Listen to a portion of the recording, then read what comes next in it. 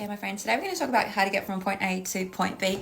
And I don't know, like I've observed something really interesting in people. Maybe you've even observed this in yourself. So many people complain about how they hate where they are right now. Like they're so overwhelmed, they're so stressed, they hate their jobs, they hate their relationships, they hate everything, they hate the way their body feels or maybe the way it looks. And yet they're not actually willing to do something different. Because remember, in order to get to point B, you need to be willing to do something different. And when people act so surprised, like, why am I still at point A? It's because you haven't done something different. Now, here's something really interesting. I love this quote by Tony Robbins, who said that change will only ever happen when the pain of staying stuck, like remaining exactly the same, actually feels worse to you than having to go through change in order to get to point B. So this idea of staying exactly where you are, like, becomes so unbearable. Like the suffering is worse, staying stuck, as opposed to going through point B.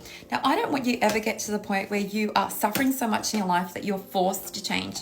The moment you have this awareness that you want to get to a different destination, you can actually almost like cast yourself in the future and ask yourself, okay, so I can already predict that in 10 years time, in 20 years time, if I don't do something to get up and moving to get to this point in time, I'm going to regret it. So understanding that feeling of regret that you're going to experience in the future, you can use that as a catalyst to get you to start taking action today, as opposed to allowing yourself to get to the point where suffering is so bad that, you have no choice but to change.